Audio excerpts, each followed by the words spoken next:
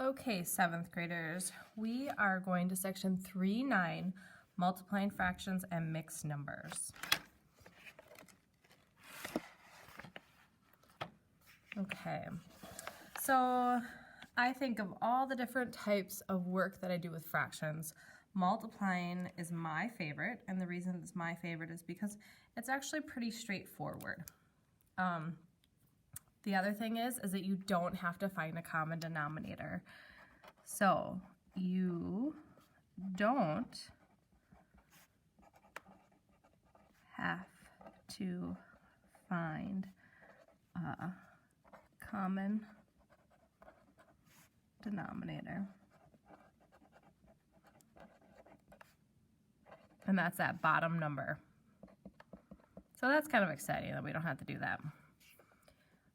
So when these first couple examples, we are doing a whole number and a fraction. And one of the rules that when we multiply fractions is that they both have to be in a fraction, and they both, if it's a mixed number, it has to go to an improper, okay? So with the whole number, how do we change this to a fraction? Well, we just put it over 1. So this really turns into 7 ones, okay, 7 times 1/8. And then what we do is we multiply across the top. I'm going to grab a couple highlighters here and multiply across the bottom. So see if 7 times 1 would give us 7. And 1 times 8 would give us 8. So our answer is 7/8. That's your answer.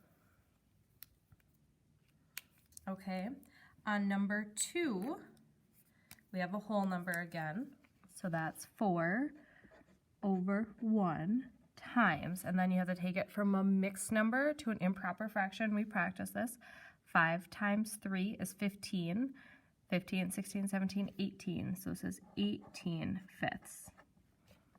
Okay, and then we get to multiply across the top. 4 times 18 and across the bottom. Okay, so sometimes you might have to do a little math off to the side. I'm going to teach you how to cross simplify too. 18 times 4, that's 32. And that's 7. Oh, 32 I wrote down. 33. So it's 72 on the top.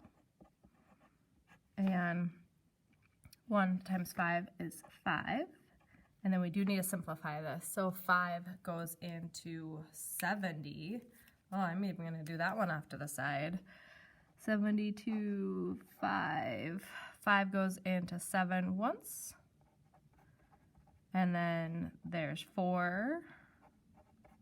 And then there's 2 left over. So this is 14. And there's 2/5 left.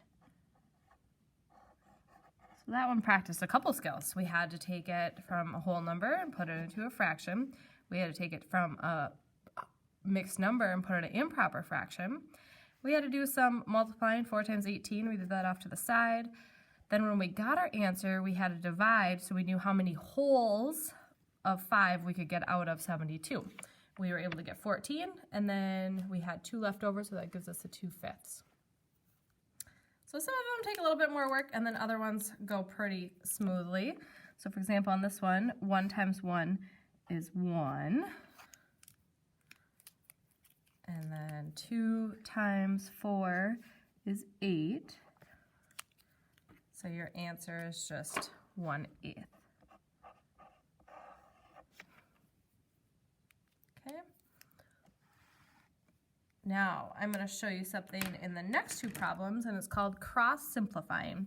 So sometimes we get bigger numbers like this 4 and 18, and we're like, oh, you're going to want to be able to cross simplify. Cross simplifying is when you can look at the numbers across from each other and they have a factor in common. So for example, I can look at this and I go, oh, 2 and 4 both can be divided by 2. So if that's the case, what you get to do is divide them both by 2. So 2 goes into 2 one time, and 2 goes into 4 twice. And then 1, then you can multiply. And you check the other one, like 3 and 5 already looked, they don't have anything in common. So 1 times 3 is 3. 5 times 2 is 10. So your answer is 3/10. You're always checking to see if you can simplify, but if you cross simplify beforehand, most of the time you can get away without having to simplify. Okay, our next one. So 1 and 3, they can't be divided, but 2 and 4 have a common factor of 2 again. So 2 goes into 2 one time, and 2 goes into 4 twice. So you divide it, and then you write that factor there. 1 times 1 is 1. 2 times 3 is 6. 1 6 cannot be simplified, but I did have a negative here that I have to make sure I add on to my answer. Okay, so there's an array of problems. You're going to see more cross-simplifying the bigger the numbers that we get, so it's a very good thing to know how to do. Okay, so on number, all of these, 1, 6 through 11, we're going to take and we're going to change them from a mixed number to an improper fraction. So 4 times 2 is 8, plus 1 is 9. So this gives me 9/4 times 1/2. And maybe I'll redo these first. 3 times 3 is 9, plus 1 is 10. So this is 10/3 times 3/5. 3 times 5 is 15, plus 1 is 16. 16/3 times 1/4. 1 times 2 is 2, plus 1 is 3. 2 times 5 is 5, plus 1 is 6. 5 times 1 is 5, plus 2 is 7. 4 times 2 is 8, 9, 10, 11. And the last one here, 7 times 2 is 14, 15, 16. 24 plus 1 is 25. Okay, so now we're going to go back to number 6, and we're going to look to see if we have any common factors that we can simplify. So you look for a cross. 4 and 1, they can't be simplified. 9 and 2 don't have anything in common, so we're just going to multiply. 9 times 1 is 9. 4 times 2 is 8. It says write each answer in the simplest form. 8 goes into 9 one time, and there's 1/8 remaining. Now number 7, ooh, our 3 and 3. 3 can go into 3 one time, and 3 can go into 3 one time. And then our 5 and our 10, well, 5 can go into 5 one time, and 5 can go into 10 twice. They can both be divided by 5. So what this just did is it made our answer way different. So 2 times 1 is 2. 1 times 1 is 1. And then your answer is just 2. So that cross-simplifying really helps reduce our answer. Otherwise, it would have been 30/15, which is fine, but it does make it a little bit easier for us. Again, 3 and 1 is simplified, but 16 and 4, 4 goes into 4 one time, and 4 goes into 16 4 times. 4 times 1 is 4. 3 times 1 is 3. 3 goes into 4 one time, and then there's 1/3 left over.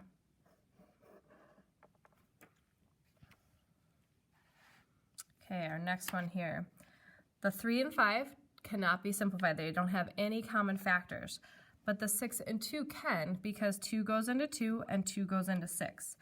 2 goes into 2 one time, and 2 goes into 6 3 times. So then I cross off this number. 3 times 3 is 9. 1 times 5 is 5. 5 can fit into 9 one time perfectly. There's 4 left over, so it's 4/5.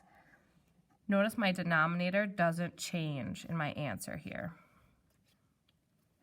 Okay, on this particular one, 5 and 11 can't be cross-simplified, and either can 4 and 7.